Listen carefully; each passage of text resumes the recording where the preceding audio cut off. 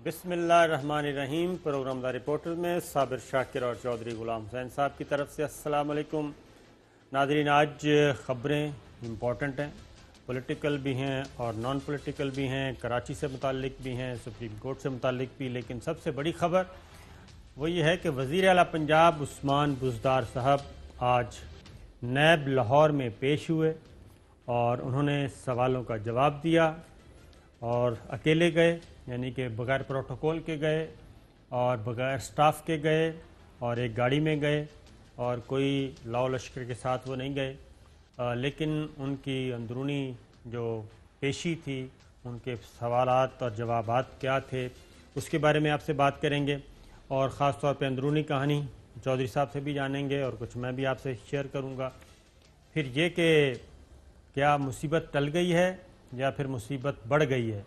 तो इत्तलात ये हैं कि वज़ीर आला पंजाब उस्मान बुज़दार साहब के लिए मुसीबतों में इजाफ़ा होने वाला है, क्योंकि जैसे ही वो वहाँ से निकले, अभी मेरा ख़्याल है कि अपने ऑफ़िस भी नहीं पहुँचे होंगे कि ख़बरें चलना शुरू हो गई नैब के ज़राए से कि जनाब 2 अफसर जो हैं वो वादा मुआफ़ गवाह बन गए हैं उस्मान बुज़दार साहब के ख़िलाफ़ और उन्होंने बयान रिकॉर्ड करवा दिया है। और ये बात फैक्ट है कि रिटन स्टेटमेंट्स उनके मौजूद हैं। उन्होंने स्टेटमेंट्स रिकॉर्ड करवाए हैं कि जनाब हम पर दबाव डाला गया था, हमने अपोज़ करने की कोशिश की थी, रेजिस्ट किया था, लेकिन वज़ीर आला ऑफिस से हम पर दबाव डाला गया। तो एक चीज़ ये है। और दूसरा, क्या वज़ीर आला पंजाब के सवालों से नैब मुतमईन है? तो इत्तलात ये हैं कि नैब मुतमईन नहीं, बल्कि मज़ीद सवालात उनके हवाले कर दिए गए हैं। तो चौधरी साहब के पास चलते हैं। चौधरी साहब, बारी बारी आपसे पूछूंगा। एक तो ये कि आज सबसे अच्छी बात तो ये थी कि वज़ीर आला गए और मरियम बीबी की तरह कोई तोड़ फोड़ नहीं हुई और वो गए और अपना स्टेटमेंट रिकॉर्ड करवा के अपनी हाज़िरी लगवा के आ गए। अब आगे जो मैंने आपसे बातें शेयर की हैं उनमें आप मज़ीद खुल के ज़रा बयान करें, क्योंकि हालात मुझे लगता है कि उस्मान बुज़दार साहब के लिए ख़राब हो रहे हैं। अच्छा, पहले तो हम ये डील कर लेना जो आज हुआ है। जी हाँ। हकायक जो है वो लोगों के सामने रखते हैं। पहली बात तो ये कि प्रोटोकॉल के बगैर गए तो की होते, मतलब है कोई उधर, यानी उन्होंने कोई किला फतह करके जा रहे थे। भाई एक एक्यूज पर्सन है, he has to appear before NAB in an inquiry which is criminal. तो उसमें खुद भी बैठे और फिर स्टाफ अफसर तो वहाँ दरवाज़ा भी उनका खोल रहा है और बंद भी कर रहा है, सिक्योरिटी वाले भी जा रहे हैं। तो ये मैं इसको तो इतनी अहमियत ना तो क्या वो रक्षे पे जाते हैं? नहीं तो पैदल भी चले जाते हैं। क्या था उसमें? चले अगली दफा मैं उनको अच्छा, अगली दफा करते हैं कोशिश। अच्छा, आगे चलें। नहीं हमें कुछ नहीं जरूरत है। बस 90-95 सवालात किए गए वजीर आला सरदार उस्मान अहमद खान बुज़दार से। 90-95 सवाल किए गए, उनमें से 95% का कोई जवाब नहीं दिया। मुझे पता नहीं है, मैं देख के बताऊंगा, मुझे पता नहीं है, मैं देख के बताऊंगा, मुझे याद नहीं है। हर चीज़ पर वो ये उनको जवाबात देते रहे हैं। चेक करके बताता हूँ, मेरा इल्म में नहीं है, मैं ये तो मुझे 2-3 हफ्ते दिए जाए। उन्हें कहा जी ये बहुत पुराना केस है, इतना टाइम नहीं दिया जा सकता। तो बिल आखिर उन्होंने 1 हफ्ता दिया है कि 18 तक आप मज़ीद अपना जो भी मौक़िफ़ है वो दें, और 12 सफ़े उनको थमा दिए गए। फिर बार बार वहाँ कहते रहे हैं तफ्तीशी टीम को कि जी मुझे डीजी नैब शहजाद सलीम से मुलाकात करवाई जाए। उन्होंने कहा जी यहाँ जो प्रोसीजर है, आप एक हमने टीम बनाई है, उसके आप सवालों के जवाब के लिए यहाँ तशरीफ़ लाए हैं और वो आपको मिले हुए हैं, आप उनके सामने बैठे हुए हैं और हम सारा केस आपसे डिस्कस कर रहे हैं। डीजी नैब जो है वो किसी से नहीं मिलते। हाँ, अलबत्ता कोई बीच में डेडलॉक पैदा हो जाए या कोई बाद में ज़रूरत पेश हो तो टीम और यानी एक्यूज पर्सन या विटनेसेस जो है वो डीजी भी उनमें शामिल होता है, वरना डीजी को आपकी मुलाकात डीजी से नहीं कराई जाएगी और ना डीजी मिलने को तैयार है। 3, उसके बाद इनके साथ सवालात किए गए हैं बेनामी जायदादों के और ठेके पर ज़मीनों के और नए एसेट्स के, पुराने एसेट्स के, इनके भाइयों के बारे में, इनके वो जो تیمور بزدار جن کا یہاں نام آیا ہوا سر صاحب ایک منٹ، آج تو نہیں اب ایک منٹ، ایک تو میں یہ سب میرے پاس ہے، یہ آپ کو بتا دوں، ناظرین کو بھی بتا دوں، پھر میں آپ سے ایک بات پوچھوں گا ذرا۔ نیب نے جی آج جو کچھ ہوا اندرونی کہانی جو ہمارے سامنے آئی ہے، چوہے صاحب بھی بتا رہے ہیں، کچھ ادھر بھی پڑی ہے، نیب نے اثاثہ جات کا پرفارما وزیر اعلیٰ پنجاب کو دے دیا جناب۔ عثمان بزدار پر جنوبی پنجاب میں مختلف ناموں سے جائیداد خریدنے کا الزام ہے۔ نیب نے اعلیٰ پنجاب اہل خانہ اور رشتہ داروں سے متعلق جائیدادوں کا ریکارڈ مانگ لیا ہے۔ وزیر اعلیٰ اور اہل خانہ نے کتنی جائیدادیں خریدیں، لیز پر لیں، ریکارڈ طلب۔ وزیر اعلیٰ پنجاب عثمان بزدار ہر سوال پر وقت مانگتے رہے۔ وزیر اعلیٰ ہر سوال پر کہتے رہے کہ مجھے نہیں پتا، کچھ وقت دے دیں، سوچ کر بتاؤں گا، میں تیاری کے ساتھ نہیں آیا۔ وزیر اعلیٰ پنجاب کا نیب ٹیم کا جواب۔ جو صاحب ایک ترتیب سے چلتے ہیں، سب سے پہلے تو جس میں دو وعدہ معاف گواہ بن گئے ہیں بقول نیب کے، لاہور نیب کے ذرائع کے مطابق، اور ہمارے رپورٹر ہیں مظہر اقبال صاحب سینئر رپورٹر، انہوں نے بھی یہ خبر دی ہے آج، اور کہ جی وعدہ معاف گواہ بن گئے دو افسر۔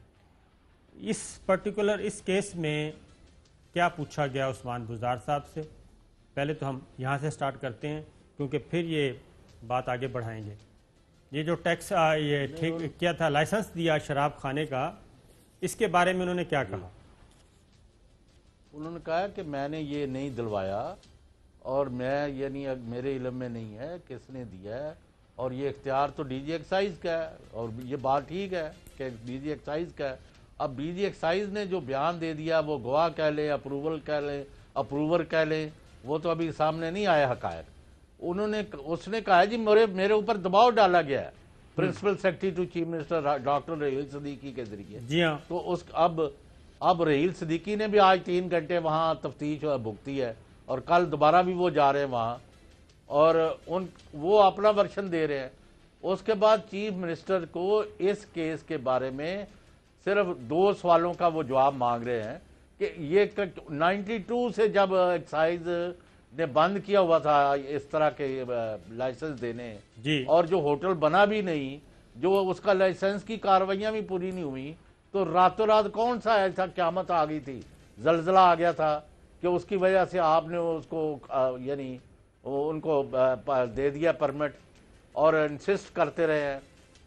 اور مطلب ہے یہ کیس تو وہ اس کے لیے اپنا نیب کے ذرائع تو جو سب ہو سکتا ہے نا کہ نیب وہاں کے پہ کیس- جو لیبر نے کام کرنا ان کے لیے بھی ضرورت ہو شراب کی، ایئرپورٹ پر نہیں وہ جو ہوٹل بنانے والا جو عملہ آئے گا ان کو بھی تو ضرورت ہو سکتی ہے نا، اس لیے پہلے لائسنس دے دیا۔ بتائیں آپ۔ تو یہ بات جہاں تک کیس کی تعلق ہے، ہاں آپ اگر یہ کہیں کہ ہاں قانونی اختیار تو ہے ڈی جی ایکسائز کے، اگر کوئی 5 سٹار 4 سٹار ہوٹل فارمیلٹی پوری کرے، لیکن اس طرح تھوڑا ہے کہ ڈنڈے کے زور پر دباؤ ڈال کے، اور یہ فیکٹ ہے میں آج آپ کے سامنے انکشاف کر رہا ہوں کہ ڈاکٹر رحیل صدیقی نے وزیر اعظم پاکستان کو اسی وقت بتایا کہ بھئی یہ غلط کام میرے سے کروا رہے ہیں عثمان بزدار، تو پھر عثمان بزدار نے ان کو نکلوا دیا، اور پھر کسی جگہ ٹکنے دیا نہیں۔ 21 گریڈ کا شریف افسر، پہلے اس کو فائنانس میں بھیجا، 1 مہینہ نہیں ہوا وہاں سے نکالا، پھر ہائر ایجوکیشن میں بھیجا، وہاں بھی وہ میرٹ پر کام یہ رحیل صدیقی صاحب نے پی ایم آفس کس سے رابطہ کیا؟ اعظم خان صاحب سے کیا؟ کس سے کیا؟ ان کا چینل کیا تھا؟ کوئی ہے آئیڈیا؟ نہیں، میں آئیڈیا میں نہیں جاتا، مجھے ذاتی طور پر پتہ ہے کیا؟ وزیر اعظم سے ان کی براہ راست ملاقات ہوئی تھی۔ اچھا ٹھیک ہے، ہاں، ملاقات ہوئی تھی، میرے سامنے کا واقعہ ہے، میں وہاں موجود تھا اچھا، اپنی میٹنگ کے لیے۔ بالکل صحیح، بالکل صحیح۔ آپ یہ کہہ رہے ہیں کہ تو پھر وزیر اعظم عمران خان صاحب نے کیا کہا؟ وزیر اعظم نے کیا کہا ہے اب سن لے کیا کہا ہے۔ لوگوں کو بڑا وہم ہے، انہوں نے کہا میں ساتھیوں کا، پارٹی کا، حکومت کا، افسروں کا، متحدوں کا سب کا ساتھ دیتا ہوں اخلاقی طور پر، سیاسی طور پر، اور پارٹی کے اور حکومت کے مفاد میں اور ملک کے مفاد میں۔ اگر کسی جن نے کھا دیا گاجرا ٹیڈوں نے پی، ہم نے کسی قسم کی مداخلت اس کیس میں نہیں کرنی، نہ کسی اور کیس میں کرنی ہے۔ جس نے لوٹ مار کی ہے وہ جا کے اپنا حساب دے، اگر وہ بندہ نہیں اس نے بے ایمانی کی، اگر وہ بری ذمہ ہو جاتے ہیں سارے الزامات سے، تو ہم چوم چاٹ کے اس کو شامل کر رکھیں گے۔ اچھا ابھی تک تو جی ہاں، کل رات آرڈر دیے ہیں، بہت بڑی خبر آپ کو دے رہا ہوں، ذرا آپ اس کو اگنور کر رہے ہیں کہ وزیر اعظم سے ان کو توقع تھی کہ وہ یا دباؤ ڈالیں گے.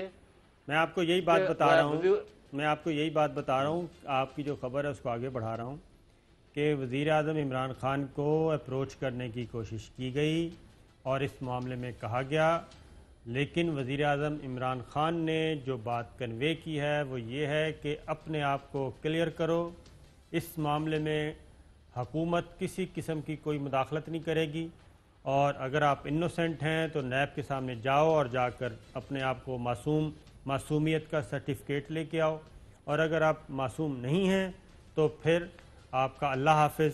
یہ بات تو مجھے بھی پتہ ہے کیونکہ 2-3 جگہوں سے عمران خان صاحب پرائم منسٹر جو ہیں وہ چیک کروایا انہوں نے کہا جی کہ ایک ضابطے کی کارروائی ہو رہی ہے اور اس میں کوئی ایسی سازشی کہانی اس کو نہیں ہم دے سکتے، لیکن ایک چیز ہوئی ہے، کافی دنوں سے چل رہی تھی، پینڈنگ تھی، اس لیے اب نیب نے یہ نوٹس لیا ہے اور کال اپ نوٹس بھیجا ہے. لیکن جو صاحب ایک اگلی بات بتائیں، اور کچھ آپ کہنا چاہ رہے ہیں ورنہ میں ایک بات پوچھتا ہوں آپ سے. نہیں پوچھیں آپ. دوسری یہ بات یہ ہے کہ کہیں ایسا تو نہیں ہے یہ شراب خانے کا لائسنس جو ہے وہ ایک بہانہ ہے اور کچھ اور انفارمیشنز ہیں نیب کے پاس جو انہوں نے، کیونکہ شراب خانے کا لائسنس تو 5 منٹ میں ہی پتہ چل جاتا ہے. ڈی جی ایکسائز اپنا سٹیٹمنٹ ریکارڈ کروا چکے ہیں، سابق principal secretary to C M statement record کروا چکے ہیں، اور عثمان بزدار صاحب نے بتا دیا کہ اس میں میرا کوئی رول نہیں، اور یہ فیکٹ ہے کہ ریکارڈ میں عثمان بزدار صاحب کے دستخط نہیں ہیں کسی بھی جگہ پہ.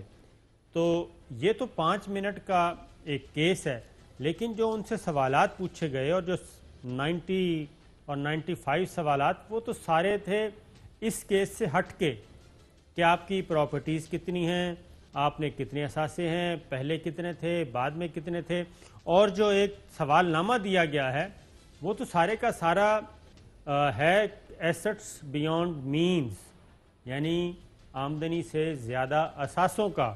یہ تو چیز کسی اور طرف جا رہی ہے. نہیں تو اور چیز جائے گی نا بھائی. آپ نے کیوں شراب کا لائسنس دیا، معاف کرنا کیوں دیا؟ تو وہ وہاں جو یعنی ان کے پاس ایویڈنس ہے کہ پیسے دیے گئے تھے، ٹھیک ہے. تو جب بندہ ایک شراب کا لائسنس تو نہیں نہ دیا، 200 واقعات ہیں. آج حالت یہ ہے کہ ڈیرہ غازی خان سے یہ رپورٹس آ رہی ہیں کہ وہاں کوئی ٹھیکیدار ٹھیکہ لینے کو تیار نہیں. میں نے کہا کیوں جی، ان کو کیا ملول اٹھا ہے؟ انہوں نے کہا جی وہ 40% مانگتے ہیں. آپ کو کس کا آپ نے یہ 3 دن لگے رہے تو یہ پروگرام ختم نہ ہو. اصل میں یہ بات ہے کہ جو عمران خان کا ویژن ہے، جو ان کا موقف ہے، جو ان کی شخصیت ہے، میں تو ہیڈس آف ٹو ہم. میرے پاس اب براہ راست ایویڈنس آ گیا ہے کہ خان نے کہا کہ میں نے کسی کی مدد نہیں کرنی، جو سچ ہے اور حقائق ہے وہ سامنے لائے جائیں. فرگیٹ اباؤٹ اینی باڈی، وہ بڑے عہدے پر ہے یا چھوٹے پر. اور ابھی آپ کو چینی کا بھی آ رہا ہے، اور اس کے بعد آپ کو گندم کا بھی آ رہا ہے، اس کے بعد پوسٹنگ ٹرانسفر کا آ رہا ہے، اس کے بعد بلیک میلنگ کا آ رہا ہے کہ 10 کروڑ روپیہ ایک بندے سے کیوں لیا گیا. اس کے بعد ایک شخص کو عہدے دلوانے کے لیے کتنے اثاثے اور کتنے اکاؤنٹس اور جیولری کے سیٹ اور کتنی گھڑیاں جو ہیں ایک بڑے خاندان کے صاحبزادے سے لی گئی. کیا باتیں کر رہے ہیں آپ؟ ہمارا تو کسی سے کوئی تنازع نہیں ہے، نہ ہم نے کوئی عہدہ لینا ہے. ہم پہلے دن سے رو رہے ہیں کہ آپ جو خان صاحب کہتے ہیں اس کے مطابق کام کریں. آپ اس کے برعکس کرتے ہیں، جو خان صاحب کہتے رہے اس کے برعکس کرتے ہیں. اب یہ ساری باتیں پھیل گئی ہیں. آج الحمدللہ میں اس لیے یہ بات کھل کے کر رہا ہوں کہ پہلا شخص تھا 2.25 سال پہلے جس نے وزیر اعظم عمران خان سے کہا کہ آپ معاف کرنا، یہ جو آپ کر بیٹھے ہیں اس سے جان چھڑائے. لیکن ہر بندے کی اپنی مرضی ہے، جو مرضی کرے. صاحب بات یہ ہے کہ پرائم منسٹر عمران خان سے تھوڑی بہت ہیلو ہائی ہے، ان سے میری بھی کافی دفعہ بات ہوئی اس سلسلے میں، اور سب کی ہوتی رہتی ہے، آپ کی بھی ہوئی. تو ان کا جو ایک خیال تھا عثمان بزدار صاحب کی سلیکشن کا، اس میں کوئی ایسا نہیں تھا کہ جناب فلاں نے کہہ دیا فلاں نے. ان کے پاس سامنے 3-4 آپشن تھے، اور مجھے پتہ ہے فواد چودھری صاحب بھی ایک آپشن تھے، علیم خان صاحب بھی تھے، یہ ڈاکٹر راشدہ ہیں وزیر صحت جو ہیں، یاسمین راشد ان کا ہے وہ بھی تھے، اور یہ آپ کے لاہور سے میاں اقبال صاحب یہ بھی تھے. اسلم اقبال صاحب، تو اسلم یہ اقبال۔ سب کے ان کے 5-7 نام تھے، مجھے اچھی طرح یاد ہے۔ بنی گالہ میں جب ابھی تک انٹرویوز ہو رہے تھے، ملاقاتیں ہو رہی تھیں، کچھ میں نے بھی دیکھا، تو وہاں پہ یہ ملاقاتیں تھیں۔ عثمان بزدار صاحب کا نام نہیں تھا، لیکن عثمان بزدار صاحب کی جو خان صاحب نے سوچ کے کیا، انہوں نے کہا پسماندہ علاقے سے ہیں، بہت ہی کیا کہنا چاہیے، خود بھی بہت بڑے کوئی وہ نہیں ہیں شہنشاہ قسم کے، بلکہ بالکل ہی نہیں ہیں، تو اس لیے ان کو اس درد کا احساس ہوگا اور یہ کھابے شابے والی سائڈ پہ بھی نہیں جائیں گے۔ اور اگلی بات میں بتاتا ہوں، اور اگر بہت زیادہ ہاتھ مار لی بھی تو بہت کم ریشو ہوگا، کیونکہ زیرو تو ہو نہیں سکتا، انسان ہیں ہم سارے، تو زیرو لیول تو ہو نہیں سکتا، لیکن تھوڑا سا ہوگا۔ لیکن اب جو چیزیں نیب نے جو سوال نامہ تھمایا ہے، اور میری اطلاع یہ ہے کہ عثمان بزدار صاحب نے جانے سے پہلے بھی اپنے لیگل ایکسپرٹس جو بھی تھے، جن سے بھی مشورہ کرنا تھا، انہوں نے مشورہ کیا، اور طویل نشست ہوئی ہے گزشتہ رات بھی، اور ان کو یہی ایڈوائس کیا گیا تھا کہ آج آپ صرف جائیں اور جا کے صرف سوالات سن کے آئیں، آپ نے کسی سوال کا جواب بالکل پرفیکٹ نہیں دینا، بلکہ اگنور کرنا ہے۔ آپ ایک دفعہ جائیں، جا کے ذرا ماحول دیکھیں کیا ہے، اور ماحول اور موڈ اور یہ ہے کیا معاملہ، تو وہ آج اس لیے گئے تھے، اور واپس جب آئے ہیں تو اطلاعات یہ ہیں کہ ہی از ناٹ ہیپی، اور وہ ایک صرف لائسنس نہیں ہے، لائسنس سے کوئی بیانڈ دیٹ معاملات کچھ بہت بڑے ہیں، معاملات خراب بھی ہیں اور بڑے بھی ہیں۔ تو اب آپ سے سوال، آپ کافی مردم شناس ہیں، ستارہ شناس بھی ہیں، تو عثمان بزدار صاحب جو ہیں ان کے اعصاب کس طرح کے ہیں؟ کیا وہ گیو اپ کریں گے یا پھر فائٹ کریں گے؟ مجھے نہیں پتہ، لیکن میں ایک آج یہاں آپ کو ذرا بتا دوں، آپ نے بڑی تفصیل بتائی ہے اور بڑا اچھا کیا ہے۔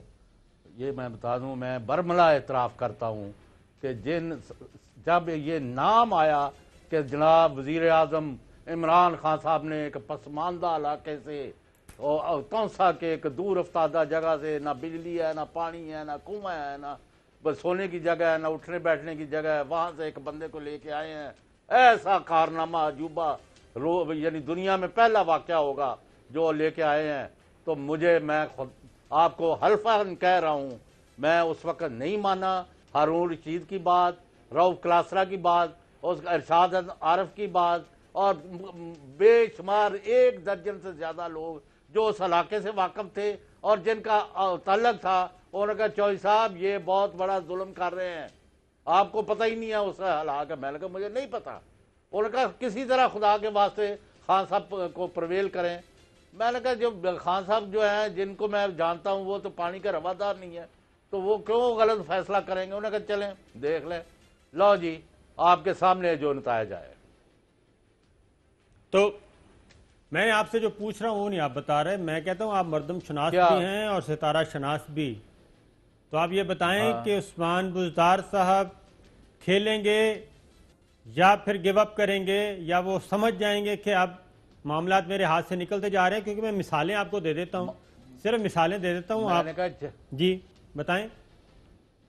میں نے کہا یعنی جی کا جانا ٹھہر گیا ہے، صبح گیا یا شام گیا، ان کے حالات خراب ہو گئے ہیں۔ جب وزیر اعظم نے ان کی باقی، انہوں نے کہا میں ہر طرح حاضر ہوں، لیکن کرپشن، لوٹ مار، بدعنوانی، ڈاکہ چوری میں کسی کی کوئی پروٹیکشن، کوئی مدد نہیں کروں گا۔ اور یہ انہوں نے 3 آدمیوں کو کل شام 7 بجے، یعنی اس وقت آپ کے، اور 3 بندے کو وہ نہیں تھے کوئی ویسے ہی کوئی مطلب ہے ملنے آ گئے تھے چمن بارڈر سے، یعنی مطلب ہے کہ صاحب ایک بریک پہ جاتے، لیکن بریک سے جب واپس آئیں گے تو عثمان بزدار صاحب کے پاس کیا کیا آپشن ہے اور کتنا سکوپ ہے ان کے پاس، یہ ذرا شیئر کریں گے آپ سے بھی اور ناظرین سے۔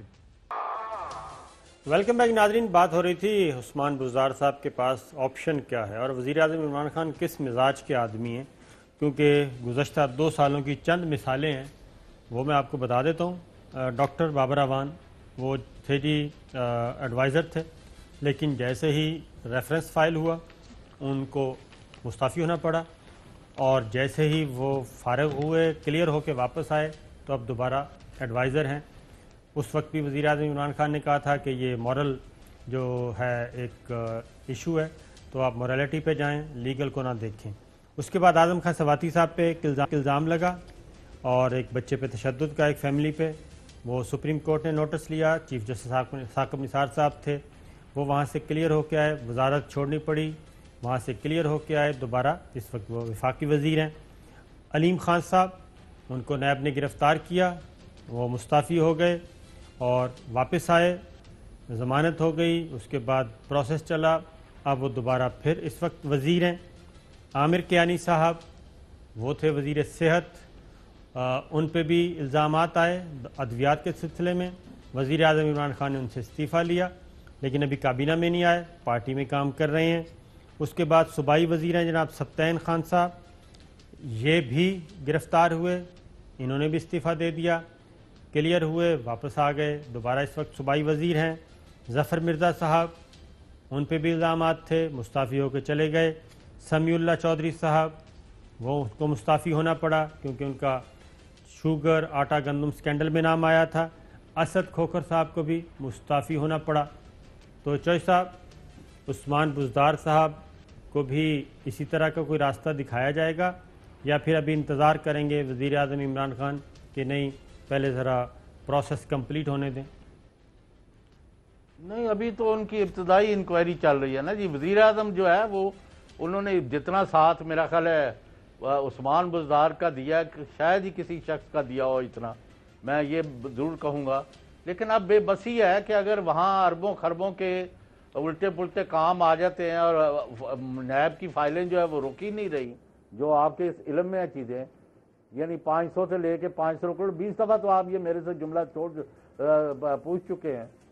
اب کبھی آپ یہ تو داستان لینا، آپ کے بہت اچھے ذرائع ہیں کہ اسد کھوکھر سے جس رات استعفیٰ لیا گیا، ان کے اور وزیر اعلیٰ عثمان بزدار کے درمیان کیا بات چیت ہوئی، اور کون زاروں قطار رو رہا تھا، اور کون گالیاں بک رہا تھا، اور کون جو ان کو چپ کرا کے بھیج رہا تھا، یہ ذرا کسی وقت تفصیل لے لیں۔ چلیں آپ خبر کو آگے بڑھاتے ہیں، معاملات کو، خبریں کچھ اور بھی ہیں کیونکہ ایک بہت بڑی خبر ہے جناب۔ ایک پہلے تو اس کو ڈسکس کر لیں کہ ایک سائبر اٹیک ہوا ہے پاکستان کی سیکورٹی فورسز پہ، ان کے فونز پہ، ان کے نیٹ ورکس پہ، اور یہ حملہ ناکام بنا دیا گیا، اور بھارتی ہیکرز کے سائبر حملے جناب یہ ناکام بنا دیے ہیں۔ آج ISPR نے اس بات کو ڈسکلوز کیا ہے۔ حساس اداروں نے بھارتی سائبر اٹیک کا سراغ لگایا۔ بھارتی خفیہ ادارے متعدد سائبر کرائم کرنے والے تھے۔ سرکاری اور دفاعی حکام کے موبائل اور آلات ہیک کرنے کا منصوبہ تھا۔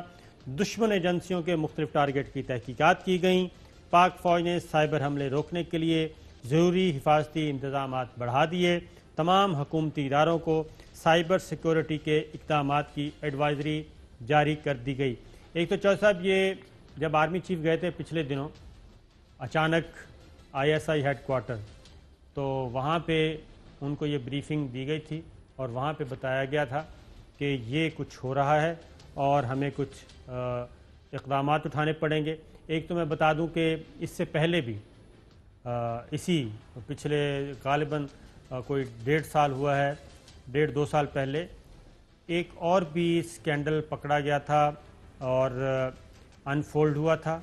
اسی وقت ہی تمام دفاعی اداروں کو یہ ہدایات جاری کر دی گئی تھیں کہ آپ لوگوں نے اپنے جو سمارٹ فون ہیں ان کا کم سے کم استعمال کرنا ہے، لیپ ٹاپ اور کوئی بھی انفارمیشن ایسی وہ اپنے ای میلز کے تھرو، SMS کے تھرو، واٹس ایپ کے تھرو کسی بھی سوشل نیٹ ورک کو یوز نہیں کرنا۔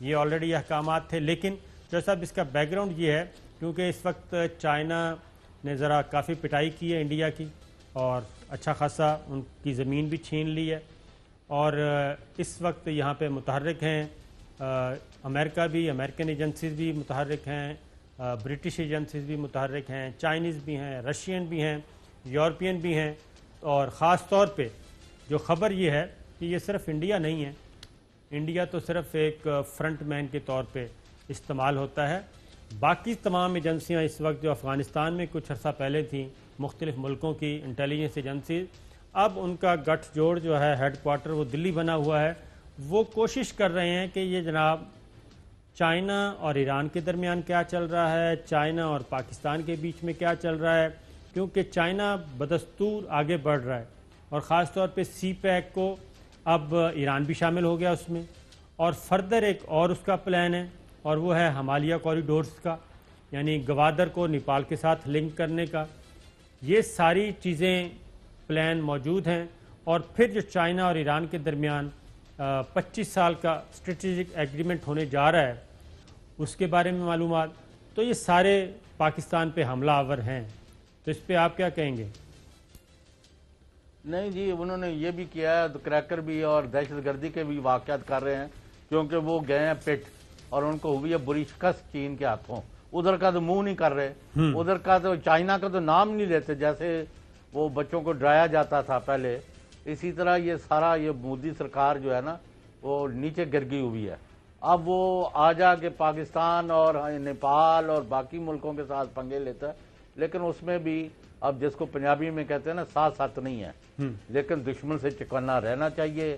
آپ کو پہلے پتہ ہے کہ گوادر میں چین جو ہے بہت بڑی پیمانے پر بیٹھنے والا ہے، اور گلگت بلتستان اور اس علاقے میں بھی چائنا یعنی ان کا یہ ہے کہ کوئی حملہ جو پاکستان پر ہے وہ چین پر ہے، جو چین پر ہے وہ پاکستان پر ہے، تو یہ جو ایک فارمیڈیبل الائنس ہے۔ لیکن ایک احتیاط پاکستان نے ضرور کی ہے کہ وہ نئے محاذ نہیں کھول رہے، نئے دشمنیاں نہیں بنا رہے۔ اگر چین کے ساتھ اپنا انہوں نے تعلقات اور کاروبار بڑھایا ہے تو امریکہ کے ساتھ بھی افغانستان میں امن کے لیے اور وہاں حالات ٹھیک کرنے کے لیے صرف اور صرف پاکستان پلیئر ہے، کوئی every body is out accept Pakistan نے نہ روسی ریاست۔ چوہدری صاحب، پاکستان جو ہے وہ اپنے طور پہ اپنے تئیں بہت کوشش کر رہا ہے، اور آج اہم ترین لیجسلیشن بھی ہوئی جو کہ ہمیں فیٹف سے نکلنے کے لیے مدد اور معاونت کرے گی، اور یہ بل پھنسا ہوا تھا۔ آج پارلیمنٹ میں ایک بہت کافی مفاہمت کا ماحول تھا قومی اسمبلی میں جی۔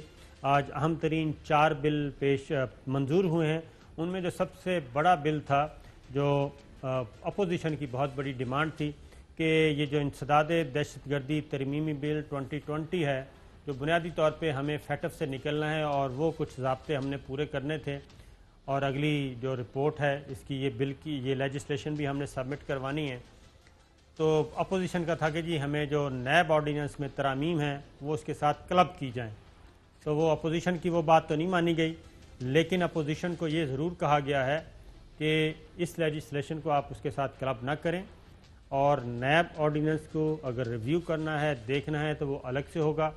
تو میں جو آپ کو بتا رہا تھا کہ کل مریم بی بی نے جو کل وہ ماحول بنایا نیب آفس کے باہر لاہور میں، اس کی ایک وجہ تھی، یہاں پہ بالکل ڈیفرنٹ ماحول ہے۔ میں اگلی بات یہ بتا دوں جی کہ پیپلز پارٹی ہو یا مسلم لیگ نواز ہو یا باقی سیاسی جماعتیں ہیں اپوزیشن کی، وہ بالکل دوسرے ماحول میں کام کر رہی ہیں۔ یہاں پہ ایک مفاہمت کا کام چل رہا ہے، اور جو میری اطلاعات ہیں کہ الٹیمیٹلی ایک بہت بڑی کانسٹیٹیوشنل ریفارمز بھی ہونی ہیں، اور اس پہ بھی بات ہو رہی ہے، آہستہ آہستہ بتدریج آگے بڑھ رہے ہیں، لیکن اس سارے معاملے کو سبوٹاج کیا یا کرنے کی کوشش کی گئی لاہور میں، اور یہ تاثر دینے کی کوشش کی گئی کہ مسلم لیگ نواز جو ہے اور شریف فیملی اور نواز شریف صاحب ابھی بھی اس بیانیے کے ساتھ کھڑے ہیں، جبکہ حقیقت یہ نہیں ہے، یہاں پہ ماحول کچھ اور ہے۔ تو یہاں پہ وہی آج بھی، ورنہ تو جو کچھ ہوا اس کے بعد تو اجلاس ہونا ہی محال تھا، لیکن مسلم لیگ نواز نے قومی اسمبلی میں، جس کی قیادت شہباز شریف صاحب کر رہے ہیں لیڈر آف اپوزیشن کے طور پہ، کسی قسم کی ہنگامہ آرائی نہیں کی، نہ آج اور نہ کل، البتہ شاہد خاقان عباسی صاحب ادھر موجود تھے۔ تو چوہدری صاحب یہ چیز ہو گئی، اس کے بعد مقدمات درج ہو گئے ہیں نیب کے کل جو کچھ ہوا، اور راجہ بشارت صاحب نے کہا کہ مریم نے ضمانت کا ناجائز فائدہ اٹھایا ہے۔ آج مریم بی بی نے ایک دو اور بھی کام کیے، وہ بتایا کہ ان کی گاڑی کو بہت زیادہ نقصان پہنچایا. تو یہ خواجہ آصف صاحب بھی آج بالکل کیا کہنے سے تھوڑے سے انہوں نے ایک بات تو ضرور کی جی. یہ رانا تنویر صاحب کا نام ایف آئی آر میں کس نے کروایا جی جوئی صاحب؟ ہو سکتا کوئی اور بھی رانا تنویر ہو, کوئی ورکر شرکر ہو. یہ ضروری تو نہیں کہ بھئی رانا تنویر اگر وہاں نہیں ہے اور کوئی بندہ نہیں پہچانتا, وہ تو مریض کے سے ہے نا ایم این اے. جی ہاں, تو وہ اکاؤنٹس جی پہلے وزیر بھی رہے ہیں. تو اس طرح یعنی ایسے روڑے گوڑے میں تو نام آ جاتے ہیں, خام خواہ ڈال دیا. وہ اسمبلی میں بیٹھے تھے. جی ہاں بالکل ادھر تھے. خواجہ آصف صاحب نے آج کہا بھی ہے, ذرا سنائیے گا جی.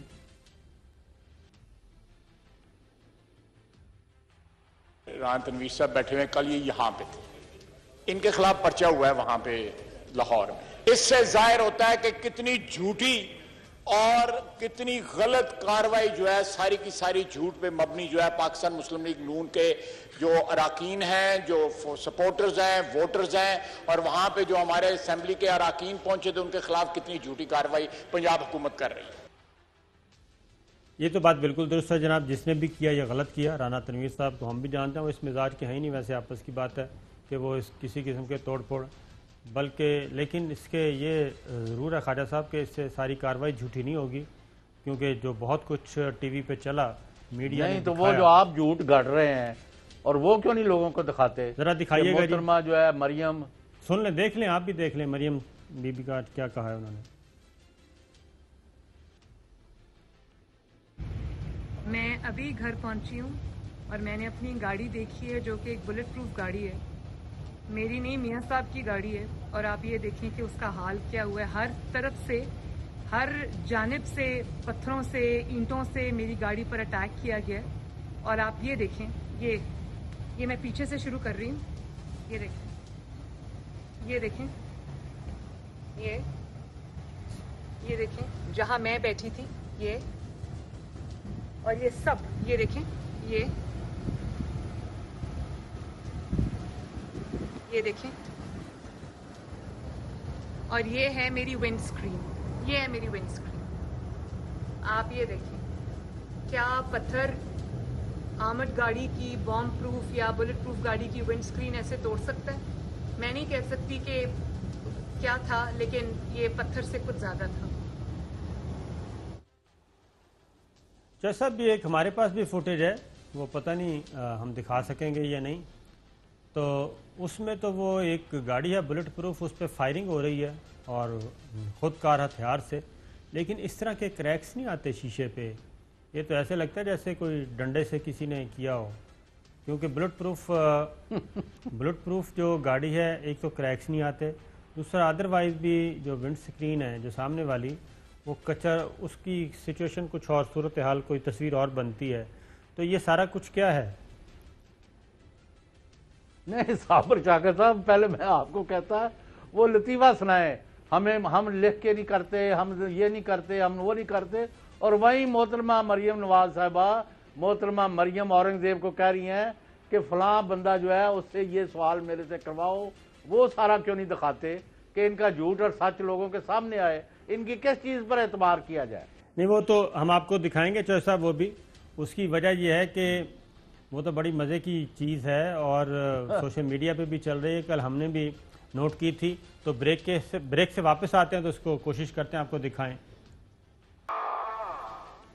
ویلکم بیک ناظرین, ایک چھوٹے چھوٹے آپ کو کلپ دکھاتے ہیں جناب. ایک تو آپ خود ہی دیکھ لیں کہ بلٹ پروف جو گاڑی ہے وہ اس کا کتنا مضبوط ہوتا ہے شیشہ, کیونکہ میں نے بھی دیکھی ہوئی ہے اور یہاں پہ اسلام آباد میں بہت زیادہ استعمال ہوتی ہیں چونکہ, تو تھوڑا سا سفر بھی کیا ہوا ہے. ذرا دیکھیے جو بلٹ پروف گاڑی ہے اس پہ فائرنگ کریں خود کار ہتھیار سے, تو اس کی ونڈ سکرین کی سچویشن کیا بنتی ہے.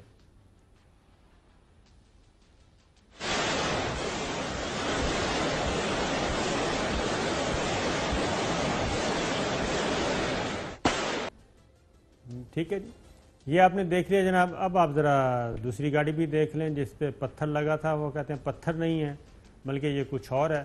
یہ اس طرح کا کریکس کبھی بھی نہیں آتے, یہ جو آپ دیکھ رہے ہیں شیشے پہ, یہ بلٹ پروف کے بھی نہیں آتے, اور باقی جو سامنے والا شیشہ ہوتا ہے گاڑی کا اس پہ بھی نہیں آتے. یہ آپ دیکھ لیں, خود آپ دیکھ لیں جناب کمپیریزن. ہم اس پہ کچھ نہیں, اور میرا خیال ہے کہ یہ گاڑی جو ہے وہ جس نے بھی بلٹ پروف اس کو کیا ہے وہ 2 نمبر آدمی تھا، اور یہ چیک کروانی چاہیے گاڑی. بالکل اس میں زندگی سب کی جناب عزیز ہے، ہر کسی کی حفاظت ہونی چاہیے، لیکن یہ گاڑی جو ہے اس کا نہیں، یہ چیک کروانا چاہیے، یہ صحیح نہیں ہے کیونکہ بلٹ پروف گاڑی ایسی نہیں ہوتی. تو جناب ایک اور چیز ہے مریم بی بی کا، وہ بھی سوشل میڈیا پہ آپ دیکھ رہے ہوں گے کہ سوالات کیسے پوچھے جاتے ہیں، وہ ذرا دیکھ لیں کہ ذرا دکھائیے گا جی فوٹیج.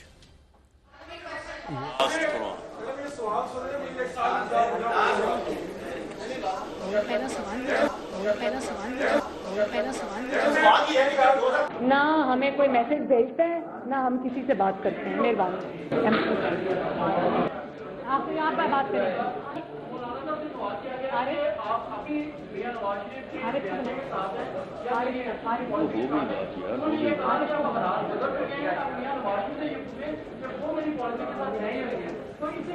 وہ مولانا صاحب اور میاں صاحب آپس میں خود بات کر لیں گے. شکریہ.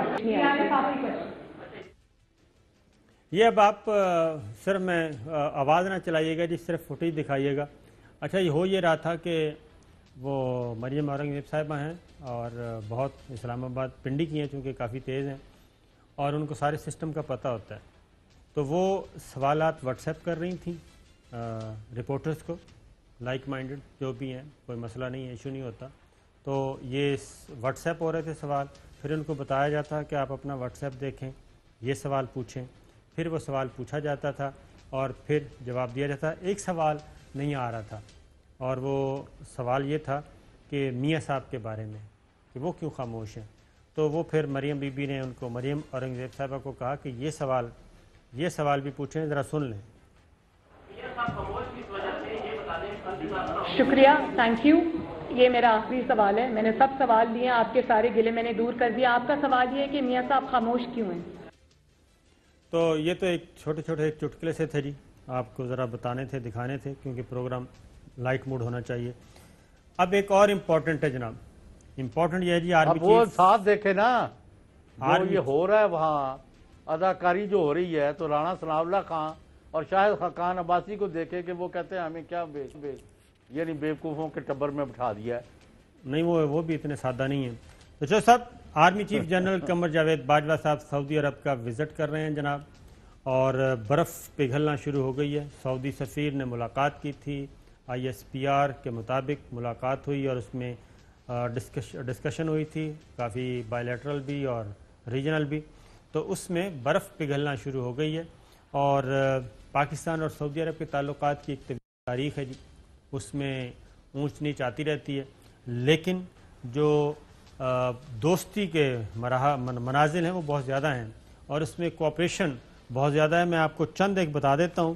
اس لیے انڈیا بہت خوش ہو رہا تھا کہ شاید سعودی عرب اور پاکستان کی مکمل کٹی ہو گئی ہے، ایسا نہیں ہے.